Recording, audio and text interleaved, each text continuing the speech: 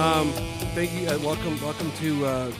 This is gonna be my first time doing like a recap show, musically anyway, for the Lost Beat 6 show. So thank you, Jolynn, and thank you, Jeff, for joining me on this. And love to get your takes on how things went this past 12 months and where we are now. It seems cyclical at this point. Thanks for having us. And yeah, I know. I really was hoping we could do this in person, but obviously I understand scheduling and things are rough right now again. But I think I'll just start it. I'll start broad. How is everybody feeling right now as where we were January 2nd, 2021, and how we are January 2nd, 2022? Are we going in the right direction? Are you feeling good about this? I know it's super broad. Musically, how are we better than we were in 2021? Yes, we are better than we were in 2021. Good. Are we better than we hoped we would be at this point in 2022? No, we are not. We are definitively not. Yeah, it's we are in a weird holding pattern, bizarre place, and I feel very differently than I did in 2021 about things, and in some ways I feel less optimistic. In some ways I feel more optimistic. Okay, I'll stick with the positive. What's feeling? What do you feel better about right now? Well, I re-listened to the Lost Beat 6 podcast with you that we did approximately 1 year ago.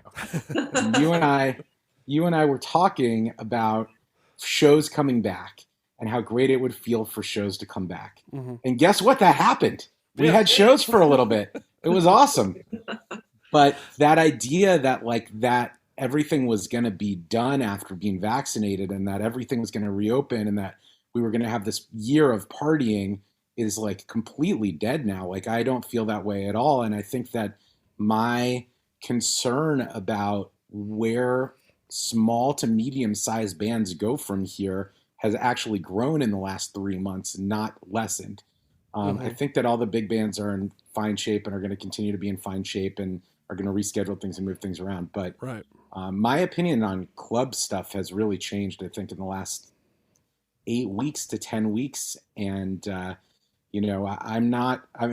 is the hopeful stuff is that we got some shows and we got to go out and we got to do that. But the not so optimistic stuff is that we didn't get to do it for a very long time. Yeah, I was thinking back on it, and I was trying to think of how many shows I got to go to, and I got to throw our 10-year anniversary show in that little tiny window where no one had to wear masks, and we thought everything was like cool for a minute. And it's weird to think of now that we had that little window. Yeah. But I mean, I'm literally pretty much on the same exact page as Jeff here, and I'm happy I got to go to 10 shows over the last 6 months, but yeah, that's nothing compared to what we thought it was going to be. Yeah, I was happy to go back to work. That was being on the working side of these shows was kind of an interesting situation where, we were testing every day. Cards were mandatory.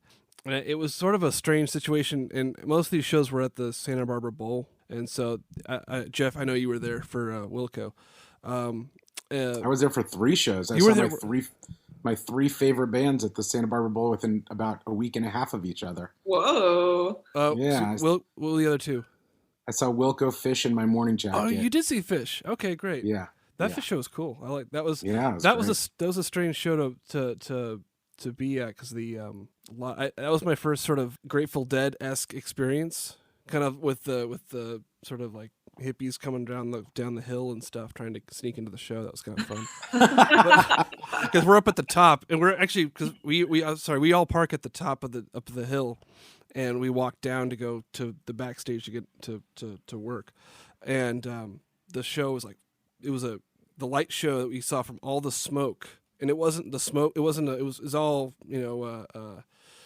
crowd sourced smoke, and the light show and the sound and the jam was like this is pretty cool. So anyway, yeah, I enjoyed the Fish show as well, and we can talk about that. I don't know if you want to go into that now, but we can just show. I was going to ask, was there highlights of this year that you enjoyed of the shows that you did see? I mean, mine was obviously the 10-year anniversary show because I didn't even think I was going to get to have one, period. And that was like a big milestone for me that I can't even believe that I've been doing it for 10 years.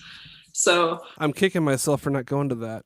It was pretty great. Yeah. And the fact that Adam Stillwell thought to orchestrate a compilation of so many of my favorite bands and into, members of those bands into one band and then play a bunch of all their songs was like unfucking believable to me. Like it was like the best thing I could have ever asked for to end that show. It was unreal. And all I told him was like, hey, I have a time slot open, do whatever you want with it. And I had no clue what he had planned. I'm trying to remember why I missed that. I think that I was just coming back from that first run that I had in Kauai.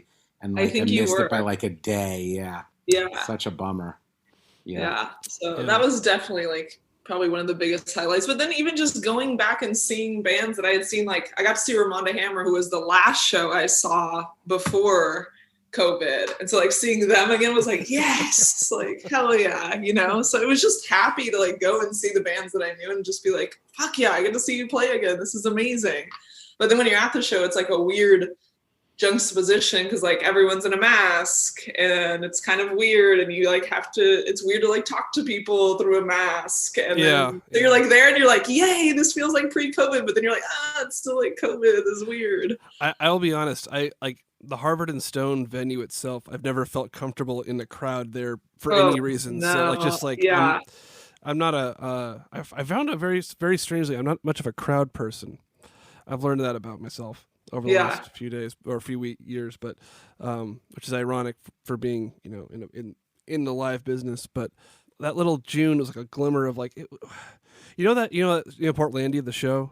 Yes. Yeah. Remember that sketch they did about like it raining all the time, and then there's that 1 week in summer that everybody has a barbecue and they all play in the park, and then and then it starts like raining again. They go back to normal. It felt like that for a little bit. It did for sure. And then when finally, like even when things like all the way up to like November when the Kron decided to show up. The Kron.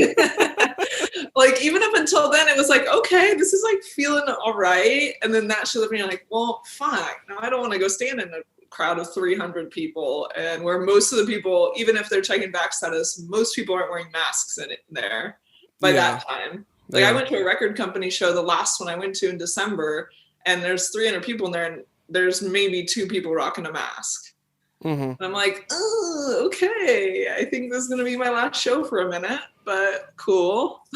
Yeah, I'm not sure what the situation is up in Ventura and Santa Barbara here, but it seems that we haven't canceled any shows that I know of. We haven't, and they're all indoor. And I think as of now, I know there's been some very strict kind of protocols that but I'm not sure how bad the cases are up here as compared to LA. Yeah, because I look at the case numbers to the population, it's still about like 1-2% that's reported. Yeah. And then Santa Barbara's fewer people than that, with the exception of the town itself. So it's difficult to suss a little bit about how people are feeling and people's personal preferences towards the risk factor and how they handle that. For sure. Yeah, it's weird here. I mean, the cases are like back up to what they were at the surge last year. Mm-hmm. But obviously, like we have vaccines now, things seem a little less severe. But I personally knew in the last 2 weeks a lot of people who got it. So it was kind of like, ooh, okay, I'm gonna be cool till after the holidays for a while here. Yeah. I'm good. Yeah, the numbers are numbers until you know the names, Yeah. Like, oh. Yeah, until you're getting texts every day like, hey, I tested positive. You're like, oh, God. Yeah. I got super mild breakthrough case in mid-November. Oh, really? Yeah, and I'm not convinced that it wasn't Omicron. It was before we knew what Omicron was. It was, I got my diagnosis on November 11th, and it was like a couple of coughs and a sniffly nose, and I stayed in isolation for 10 days. And thankfully nobody that I was in contact with got it that I know of. Yeah. But now looking back at the timing and what I'm hearing are the Omicron cases, it feels like highly likely to me that it was Omicron rather than Delta. Yeah, most of the people that I know that have had it, it's been pretty mellow. So that's nice. And I think this is the same sort of winter surge, nationally speaking, like, and maybe LA speaking. We had a rain a lot, and so people are inside and then gathering, and so it's the same sort of winter numbers. Like, it seems to make sense. Like, I have a feeling like Totally. by the time we were talking at the around inauguration time, like that seemed to drop off significantly with vaccines going up and cases going down and springtime coming and all that sort of stuff. So I'm I'm a little less freaked out in a way. I'm a little like, okay, just stay the course. We're gonna be okay. We're gonna be okay. By spring, summer, festival season, we're maybe in a good place. If this is the trend, of course, there could be some variant that fucks that all up, of course, but oh God, at that point, but anyway, I should probably get back on topic to the music at hand. Is there any? I'm not a huge fan of the top 50 albums because they all. I think I have a hunch that people copy and paste. Jeff, you can correct me on this if I'm wrong. You're the, but I have a hunch that like people just like select like Rolling Stone or Pitchfork and then shuffle them into their preference. On what the 50 best albums of the year were. I'll take it on a more personal level because like it depends on what people listen to, but like I always like to promote records that people that I know made or something like that. Was there anything that you liked that came out? I really didn't listen to a ton of new music this year. Okay. I feel like ashamed to admit it. I feel like the album that I liked the best this year that I listened to over and over again was the Olivia Rodrigo album. Nice. Because I am a stereotypical 40-something-year-old white male who somehow related to all of these like teenage catharsis moments on that record. Nice. I think that album is absolutely incredible songwriting, and I feel like I am burying my credibility by saying that, but that album has like 5 fucking amazing songs on it. That's like more than I could ask for. I feel like the two times I like stopped and was like, oh my God, this record is incredible, was that and Adele. Like I have like fully become like so good. But I feel bad. I listened to like, as they were like getting a ton of hype, I listened to like the Wet Leg record and I was like, oh, this is really good. I like this. I would love to see this band. And I listened to the Dry Cleaning record or the EP, and I had like the same thing. Like I feel like those are the 2 like new bands that are critically acclaimed that are like in my like genre wheelhouse where I'm like, yeah, like this is like Pavement with like 4 women in their early 20s. Like I'm into that. Like sign me up. This is awesome. But like I also feel like it's like so stereotypical. And then like I'll listen to some of the stuff that's on those year-end lists, and I'll be like, I might be getting old because like I don't get some of the stuff. Oh, same for sure. I don't really pay that much attention to them anymore because I go to like I don't even know who half these people are, and then I listen to something. I'm just like, nah, I'm good. I don't know what this is. I don't want anything to do with whatever that is. And I feel like this is what I'm talking about when I was saying like I'm a little less optimistic now and feeling weird about clubs and stuff. I feel like I discovered music by seeing bands live. I would imagine Joe's the same way. Yep. I would go see bands and my friends would tell me about it. I'd go to South by Southwest and see every band that was hyped that year. And then I'd listen to the albums and then I'd get into it. And I'm just not going to shows in that way. Even when we were in like the moment of going out, I was going to big shows. I think I went to see like one friend's band at the Hotel Cafe. And I went to like one show at the Terragrum, but other than that, I haven't stepped into a club in LA other than to play, which, I mean, going back to your first question, like my highlight of shows opening was getting to play again. We got to play like probably 15 shows this year, and we got to do LA Beer Fest again and have that moment of like catharsis on stage, which was amazing. But like similarly, I'll be blunt, our like small club turnout has been not great. And it used to be really, really good. And I think that I'm not looking at it as like, oh, we can't do this anymore. It's like nobody who doesn't have thousands of people who are like, I'm willing to get sick to see this band are able to draw it the way that they used to. Yep. Same thing. So I did actually, what was a plus for me at the end of this year is I did actually have a year-end list because I didn't have one in 2020. So that was nice. So I had like Deep Valley released an album called Marriage. Cordy Barnett's album is fantastic. Jagged Baptist Club, Dead Sarah. And then like some singles, I think, from like Lauren Ruth Ward and Slugs. But I was going to say kind of the same thing of the shows that I did do, because I'm definitely more selective than I used to be. Sure. With this, because of the same reason like Jeff said, like where like, would I be willing to get sick to go see these bands? Like, right. That kind of has to be in the back of your head, really. And of all the shows I went to, definitely every single one, I was like, oh, the turnout's just not what I expected. Like there were a few bands that before COVID would pack out places that I went and saw, and I'm like, what? Like, where's everybody at? What's going on? Like, this is kind of a bummer. Like I was happy that they had anyone there, but at the same time, I was just like, this is not at all what it was before. So like, where do they go from here? I don't know. Yeah. You brought up the Jagged Baptist Club stuff, and I kept intending on going to see them at those residency shows. Oh yeah. And I would be like, oh, I really want to go to that tonight, but do I feel comfortable tonight? Well, maybe I'll feel comfortable next week. I didn't end up going to any of them. Yep. I went to the one that I sponsored, but I wanted to go to all of them because that's what I used to do. If it was a band I liked, I'd go to every single one, but it was the same way. Like, well, I'll see how I feel on the day of. And then when they would come and I'd be like, I don't know how I'm feeling it. I don't know. Yeah. So I hate that I even have to think about that now with something that I used to love so much.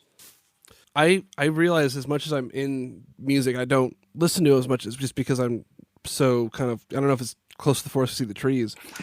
So that's always why, I always interesting what did come out. Like I don't even know. I just turned 30 yesterday, and I'd never heard of Olivia Rodrigo. So like, if I even said the name right. So like, oh great, I don't know these people. This is great. Tell me more. Tell me, like, even if it's like mainstream pop stuff.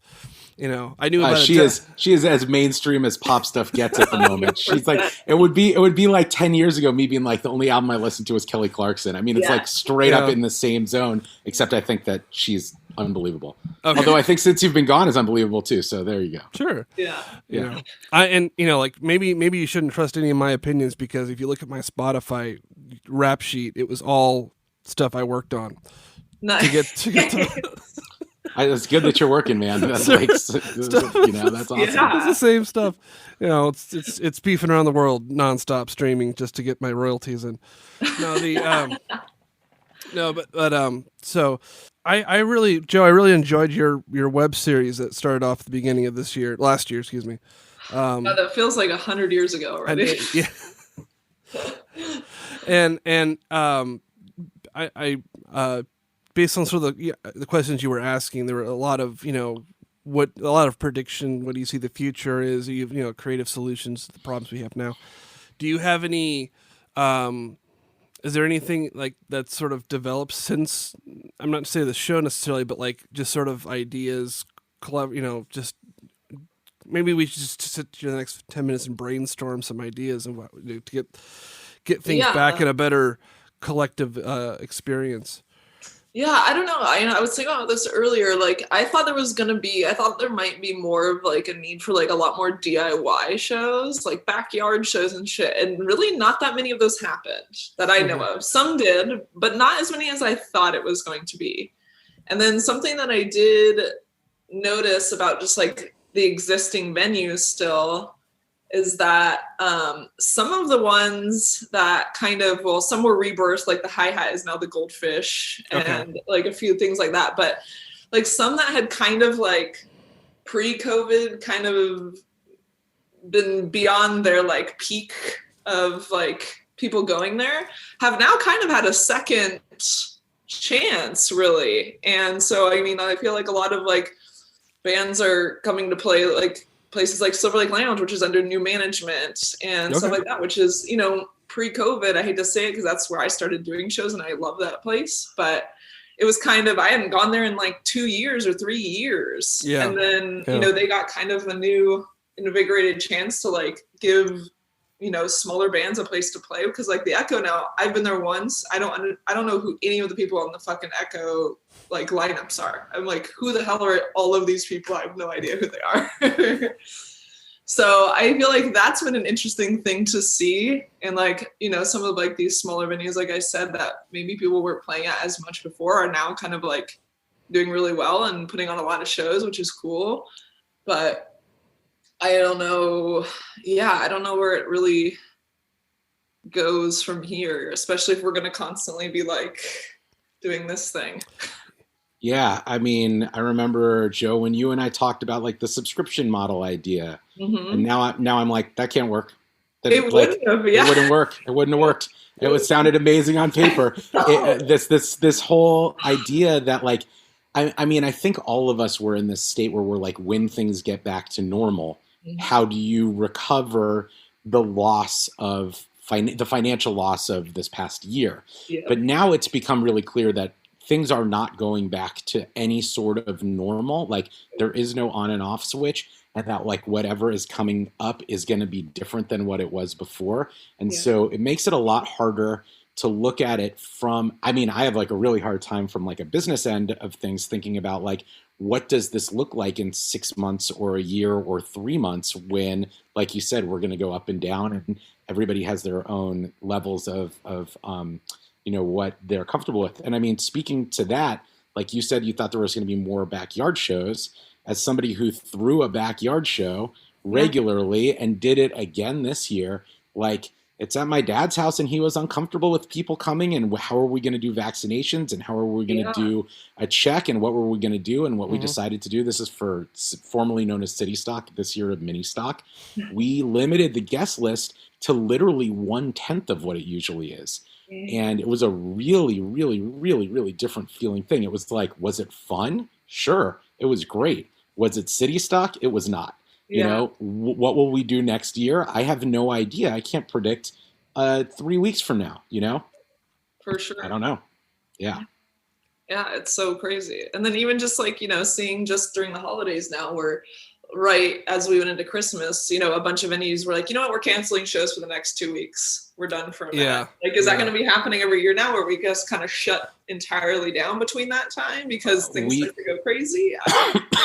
We struggled so much with what to do about our New Year's show, and thankfully came to an agreement with the venue. Like both sides said, like this should, you know, like we should cancel this. Yeah. But I know so many bands who have had, you know, you don't want to let down the venue that booked you, but you also don't want to promote something that you can't really get behind. And like, what a tough balance to be trying to get people into a room at this point in time, but also not knowing whether it's the responsible thing to get people into a room. And it's something that, I mean, we have shows booked. We haven't really announced them, end of January, early February, that are coming up that we really want to play. We're really psyched about it, you know, and into the rest of the year. And like right now feels like a weird time to announce, but we got to do it. It has to happen, you know? For sure. I've seen a few bands just in this last week posting, like asking people like, hey, would you be comfortable with a show this month? Or no, yes, no. And it's been interesting. Like I'll click, you know, there was a few where I was like, maybe if it was like toward the end of the month, I'd be cool. Maybe the next couple weeks, I don't know. But yeah, it seemed like it was also like a 50-50 split from what people were feeling. So that makes it even harder. Like, well, there's really no like abundance of like, yes, no. It's kind of like, I don't know. Yeah, everybody's fully on their own. Yeah. Fully. Yeah. In a way that I don't think we were a year ago. Everybody was sort of on the same, on board in the same way a year ago. Yep. Now it's just like, how am I feeling tomorrow? Yeah, it's definitely a day-by-day thing, 100%. I keep hearing, I don't know if you guys are hearing this, I keep hearing anecdotal stuff from people in the music business about shows that are sold out, but 30% of the people don't come. And how that's like really, really, really financially affecting venues because they're staffed for a full night and also counting on alcohol sales for a full night. Yep. And then people aren't showing up. You know, it's all anecdotal, the stuff that I've heard, but it makes so much sense to me that that's happening. Yeah. I've heard that same thing. We've done in Santa Barbara, we've done a few shows. Now, like theaters I've been working in have been fairly actually packed, so that I can't and then the shows at the Bowl that we did, those were also packed, but they were outside and their protocols outside were is a different thing. Yeah. I feel like outside is, especially a month or two ago, was totally different. I mean, I think right now too, like I think I would be far more comfortable with. I mean, I am. I mean, we're playing San Diego Beer Fest this upcoming Saturday if it doesn't get canceled. And like it's outdoors. It's a promoter I trust, and it's a very different situation. Again, than trying to convince a bunch of people to be inside with us. Totally different. Yeah. And like I'm coming from a theater, like the theater perspective, not necessarily the club perspective. So it's a little, it's different. But yeah, that is, I can back you on that. That I've also heard the same sort of situation where like, yeah, the tickets are being sold, but all the revenue from the venue comes a lot from concessions and take off merch and take off different other things. So like there's not butts and seats to put to help the front of house staff at least. It brings up an interesting point about LA, because now would be the time for people to start thinking about what outdoor venues in LA make sense starting in spring for smaller acts. Yes. Can you set up at the Echo on the porch rather than in the venue? Can you set up at Resident outside on their patio rather than in the venue, and have the venue just be open for getting your drinks and coming back outside? And I don't know the answer. I think that there's probably noise ordinances and other things that are preventing venues from doing that. But I think if I were a venue owner booking 500 people or less, that would be something that I would start thinking about right now. Well, that was something I also didn't feel like it happened as much as I thought it was going to when we came out of like the, back in like June. I thought, there's going to be so many just like outdoor shows, like, because that seems like the safest bet. But then I think everyone was just like, well, everyone's vaccinated, we're cool, it's fine. Yeah. So it didn't happen. I think you're right, Jeff. And I think people will be reassessing that now that we've seen that the pattern kind of has happened a second time. So I feel like that might be something that kind of blows up this year. There was something I noticed in your talks as well, Joe, that you had there was a concern that you had with 1%, like I'll just call them the 1% bands taking over smaller venues, and we may have avoided that. I don't know. Did you see that? I know the Foos took over like the Canyon Club, but they can. That's like their back. That's like their bar next door. Do you still feel that same concern, or do we kind of bypass? And is that an opportunity for the mid level smaller acts? Yeah, I think we did bypass it more than I expected we were going to, because I think some of the big acts just went for it, and they did like, I'm going to do shows at the Forum and all this stuff, and they were just like, cool, let's do it, and they just went for it. I don't feel like that many did that, at least that I know of, did smaller stuff where they just like popped up somewhere smaller. Mm-hmm. So that was kind of nice, because I did expect more of that to be happening. But then also I think a lot of people did just go for it and do tours and stuff, and they just, got out there. Yeah, I think that those like 1% bands needed to make their money for their crew. Like, I think that they were like, we need to sell as many tickets as possible. And like maybe they did one surprise thing, like Beck did that thing at the Ford, which was amazing. I was at that show. It was great. Yeah. Before he did big shows. But I think that like there's so much production that happens for any of those bands. You know better than us, Steven, like that stuff takes a lot of people. It does, yeah. Getting into that kind of thing, you want to get your people paid again. Mm-hmm. For sure. I actually just read this thing, Alice Cooper, they like saw like when we were like the early stages of like COVID was like, when we weren't like shut down or anything, but they saw it like some shit coming. And they like saved up a bunch of cash, and he was like ready to like, and he sustained his entire crew for, that entire amount of time. I was like, damn, that's fucking smart, man. Yeah. Yeah. I feel like I read about like Pearl Jam getting PPP to pay their crew.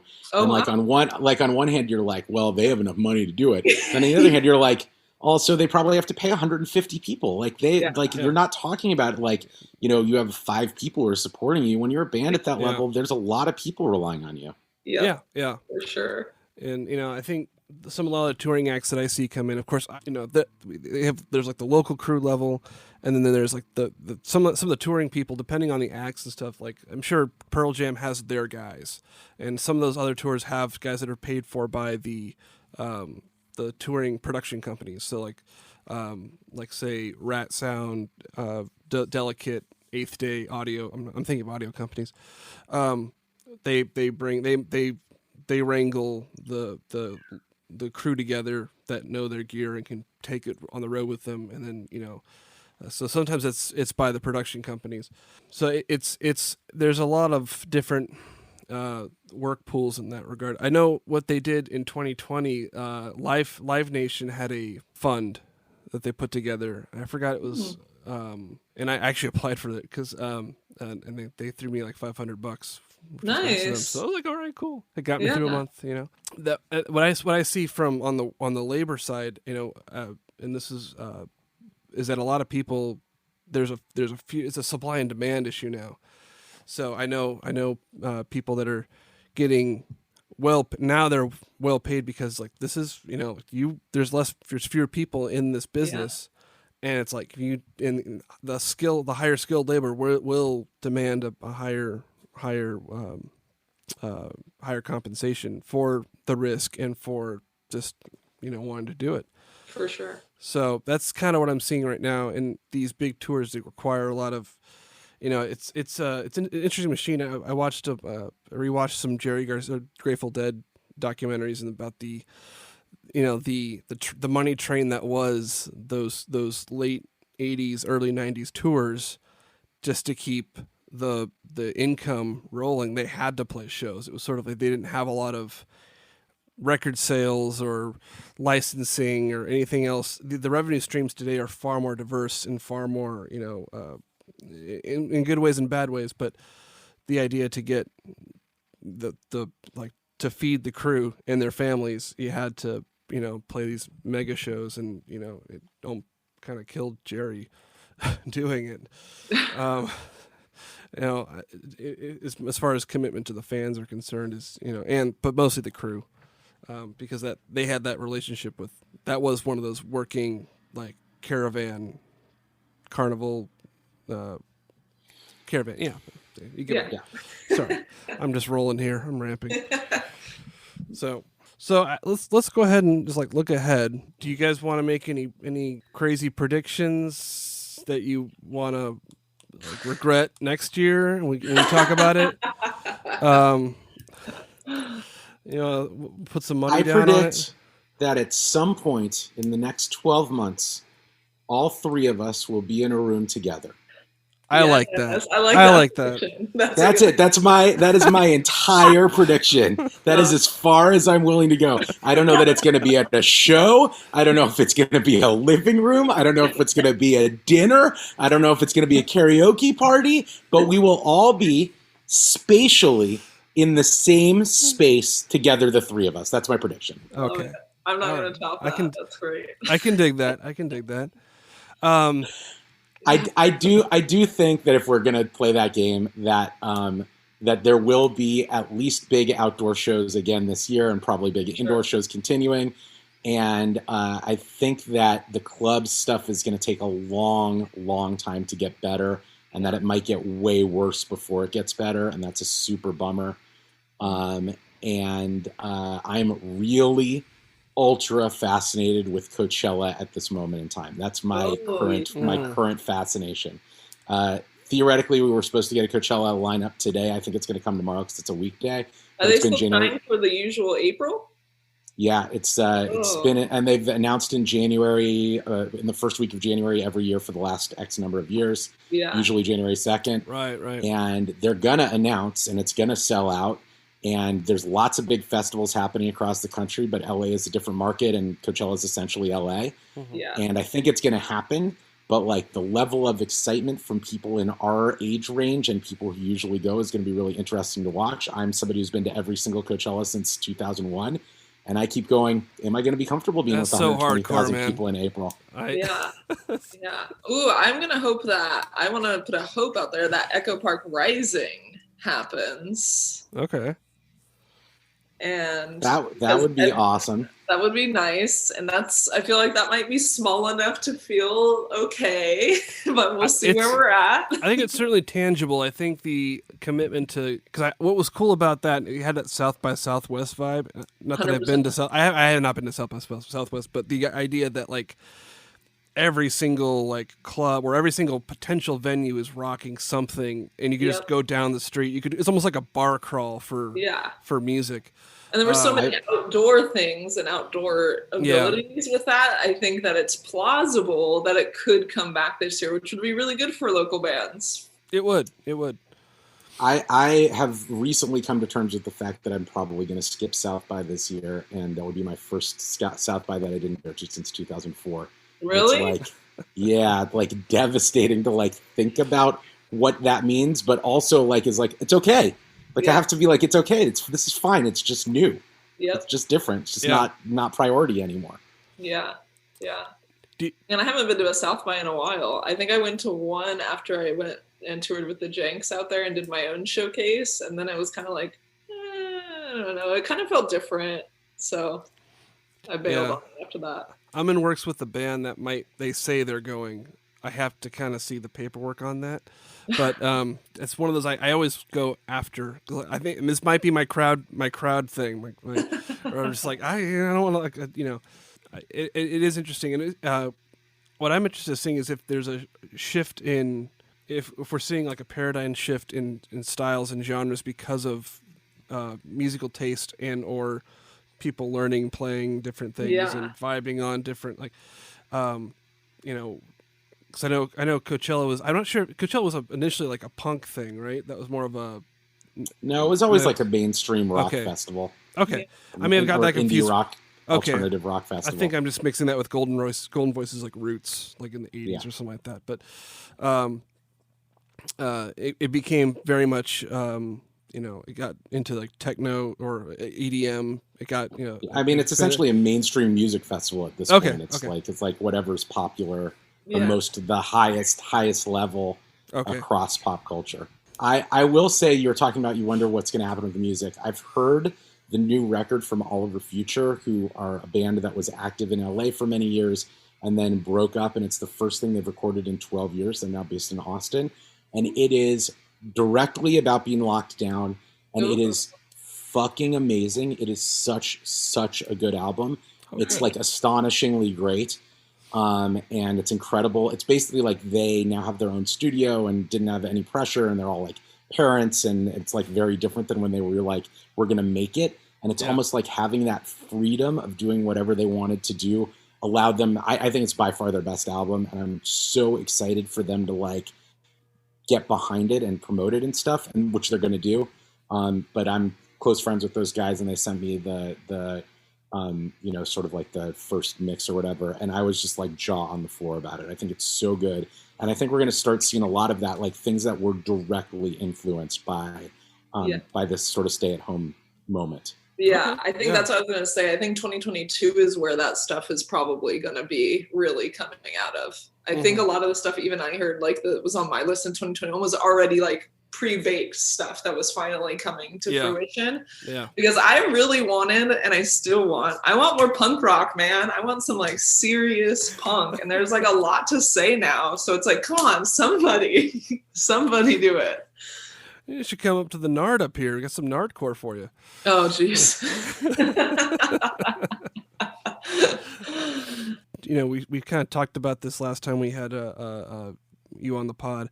I know you just did your 10-year anniversary. So where do you see badass bands? I have to ask. You're here. No. I appreciate that. and do you still have plans to do, collabing with Bedrock or anything? Bedrock is shut down at the moment. Okay. They reopened, and then when was this? A few months ago, at least now. I heard through the grapevine that the building had structural issues that had to be fixed. and I don't believe that they have yet to open back up. I don't know what the timeline is or anything like that, which is a real bummer because they were really like, I love those guys. I loved working with them. They were so nice to me, and they let me use that, their space for free, which was really awesome. It's pretty cool.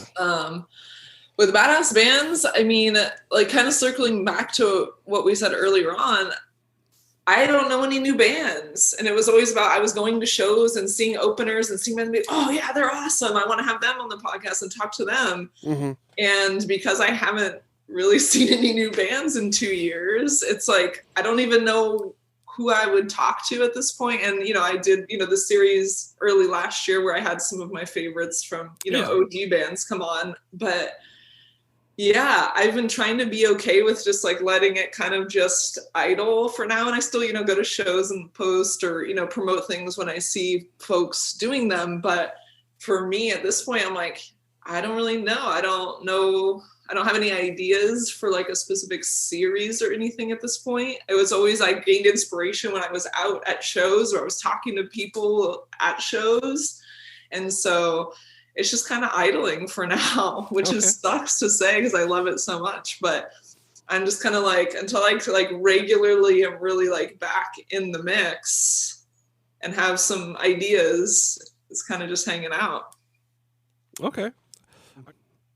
I'm running out of talking points, guys. So I want to know what's going on with Lost Beat for this year. You have some stuff coming for this year? Yeah, okay. I'm glad you asked. As a matter of fact, we do. Nice. No, actually, yeah. There's been a very quick development where we're actually going to be able to sublet a studio space in Ventura.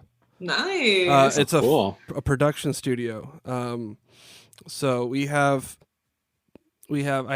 basically there's a handful of things I'm working on, and inch by inch and incompetently as I am, but one of the big goals this year, that was a goal last year, but I got cold feet on, was vinyl. So I got to start pressing some vinyl. Nice. So the first one we're working on right now is I'm trying to we're trying to do a press of David Sparrow's album. Oh, cool. So he did a CD release. He had his thing, and before he moved to Maryland, and I kind of owe him a vinyl release. So we're working on that. We're gonna use. There's a site called Q-Rates or Crates. Are you guys familiar with the site at all? No. It's sort of like a crowdfunding style where you can pre-order. If you get enough orders, you can, or you just order them from they outsource the pressing. So you can design it, you can kind of promote it, and then you can and then basically you could also shop it to other indie record stores. Oh, that's which cool. is really cool because they can buy it. They could buy it wholesale and they can get more copies and things. Yeah. And then you could buy wholesale for yourself, and then you could sell it at shows. So nice. that's like all right, that's cool. Awesome. So we're that's project number one. We have 2 records I'm currently trying to finish with 2 Lost Beat 6 artists. One of them is the Denim Emperor and Dr. Fun, and get that whole thing. And we're hoping we can shoot some videos in the studio. Nice. So that's awesome. Yeah. So and I think what we're also going to try to do, and I was going to do this off air, but while you're here, my buddy Ryan and I they had a show, and it was like a live showcase. It's pretty much like the Badass Bands show, like nice. where you had an artist and you had they residencies for a month and you did 4 songs per week. This was a little more condensed than that. But we're thinking about doing a show that was similar to that and putting that back together. Nice. Oh, cool. So I might be on the phone with you guys trying to suss out bands that might want to do that. Well, if you ever need to book an indie rock tribute band, I got your guys and gals. Best one in LA. Jeff Miller's a part of it. Definitely. So I think the idea is that the owner of the studio wants to kind of bring in wants to kind of create a hub in Ventura, so that we're trying to help him out with that. So that's exciting because that could be so that's kind of what's on the stove, hot stove in the oven. Nice. So that's our update. We're still trying to do the pod. We're just trying to line up the interviews back. I'm trying to do another kind of making the scene, but I'm going a little larger. I had a interview with Dennis McNally, who is the Grateful Dead's biographer and publicist. Oh, cool! And wow. Then but he wrote a Kerouac book, like before, which got him the job with the Dead. So I actually was talking to him about Kerouac stuff and Beat Generation. So I'm going for like a Beat Generation. It won't be as concise and detailed as the Planets one, but we're trying to. But it'll be kind of sparkled into the other shows we're trying to do. So we're cool. It's a lot of different things. It's just to keep me busy. No, that's awesome. That's awesome. Yeah. So that's what's going down, guys. So. Nice. I'm stoked for you. Yeah. I want to thank you guys again for giving your insight, and I'd love to do this more often if it's okay with you, maybe biannually or quarterly or I love talking about this stuff with people. Me too. I haven't talked about music in so long. Yeah. And I love projecting and trying to figure out if we're doing things in a way that makes sense and stuff. So yeah, it's always good. And I appreciate that because I feel like I live in a bubble sometimes, and I need to hear other people's like, check out these guys, check out what's actually happening in the world out there. So. Well, there's also just the COVID bubble too. That too. But I think I'm always just like, when I start listening to new music, it's not really new music. It's like some like psychedelic cumbian band from Peru. It's like, oh, cool, check that out. That's from like 10 years ago. Well, when you emailed me, I was like, I don't know if I have anything to really say. I have only been to 10 shows. Well, but I think, everybody's that way. And I mean, I think that it feels good. You know what feels good for me is talking to other people like you, Joe, who I know were as committed as I was, or more committed than I was to really discovering stuff and having that conversation where it's like, I'm not crazy and I'm not just old. It's that this has just become a different world, and that we all have readjusted our priorities, and these things that were like the most important thing to us 2.5 years ago, just right now is not the most important thing anymore. Yeah. Mm-hmm. Yep. Yeah. Definitely. No, when you said Jeff was going to, I was like, oh yeah, I want to hear what Jeff has to say too. Let's see where Jeff, I haven't talked to him in like 6 months. I also feel like I need to reiterate that like the most important thing for me is still playing music. Yes. But it's how do you do that in a way that also makes sense right now? Like, and I think that's a really hard thing, for me as sort of both a manager and musician to always be able to communicate in a way that makes sense to the other people that I'm working with, whether it's agent or a band member or somebody at a club or whatever, is like, we want to be doing this. Like, I would like nothing more than to play 50 shows next year. Yeah. But is this a feasible reality? I don't know. Yeah. I want to know actually really quick, Jeff, how were you guys handling when you were first like booking shows back? How were you between band members handling, like, if one band member was like, or was everyone just like, nah, we're all in, book whatever, let's go? So I had a discussion with each of them before I started booking. I was definitely the most hesitant member of the band at that point in time. Yeah. Then we started booking in June, July. We had this July 4th show that had been on the books forever. Yeah. That ended up happening. That was outdoors, so we booked an indoor show right before it. We were all a little iffy about it, sort of. And then it's been sort of show to show.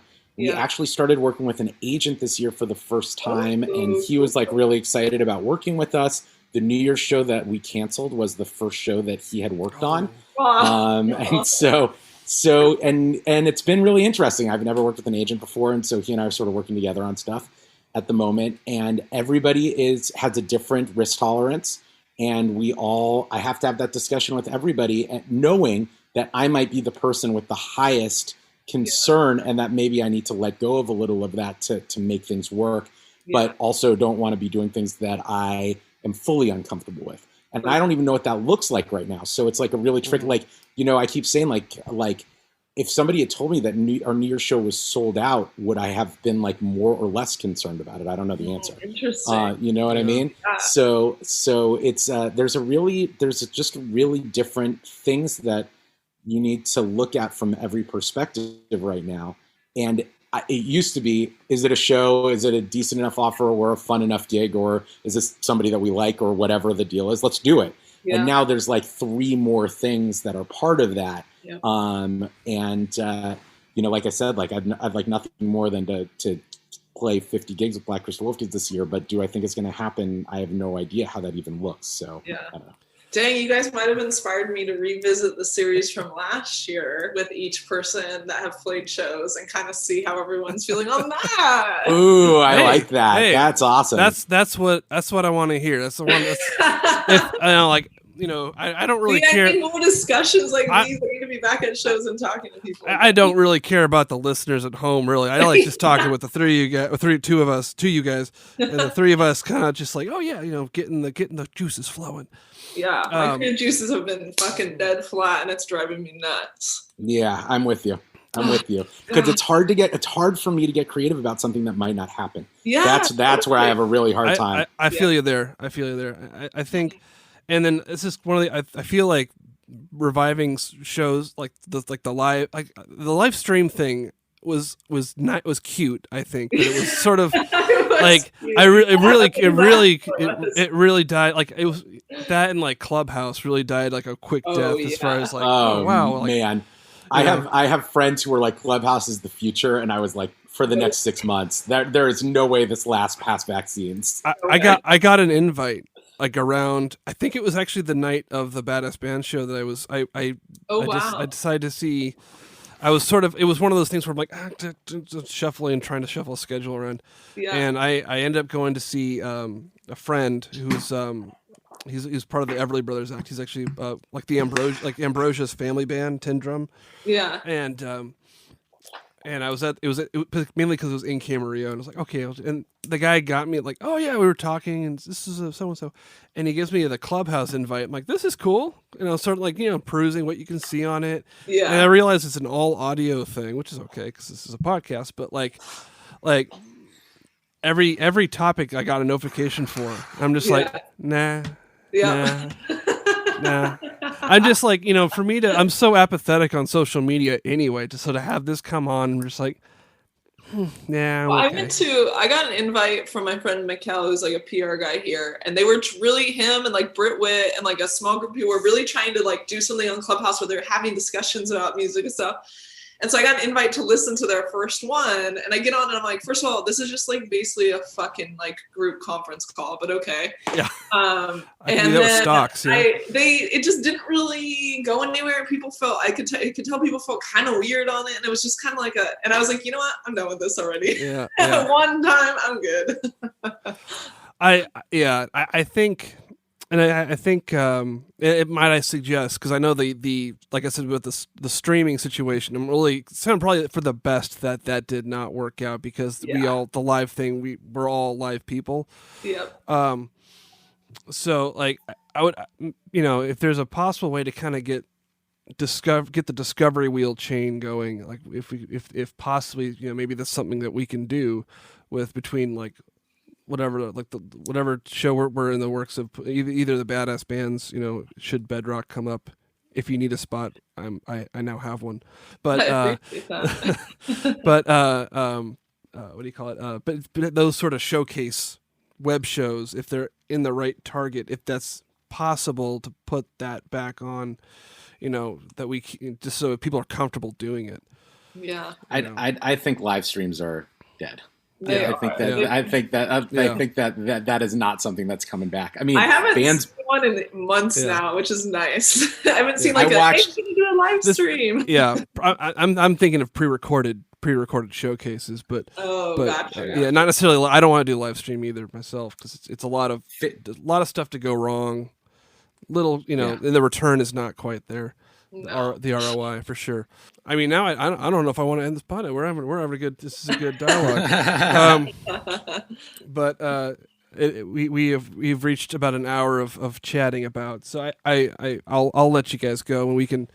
I'd love to do this another sometime soon. And yeah, I'd like to see you guys in person sometime in the near future. We are all gonna be in the same room sometime in the next 12 months. Yeah, I'm sticking by that prediction. Well, I hope it's less than 12 months, but we'll see. All I'm saying is I'm being optimistic. Yes. I'm giving it 12 months. I will say. I thought you might have just moved to Hawaii, Jeff. Thankfully I get to spend a lot of time here with a lot of great people, and but I'm in Los Angeles and then occasionally here, not vice versa. I will say we got close this past year, where I went from City Stock to. That's right. There was a party in Alhambra the night that it was my birthday. It was your birthday. Yeah. That's the reason I wasn't at Mini Stock. I wish there had been a discussion ahead of time. We would have merged. Yeah, there would have been happened. Yeah. I know, but it's all good. But I've seen Steven. I don't know if I haven't seen you, Jeff. I haven't. We have not been in the same room at the same time, although I've been in the same room as Steven and you have been in the same room as Steven, so transitive property exists. I guess that'll be good enough for now. Baby steps. Make it work. Well, thank you guys so much for joining me on this recap. Thanks for having us. This is great. All right. Awesome. Okay, bye, Jeff. Bye, guys. Take it easy.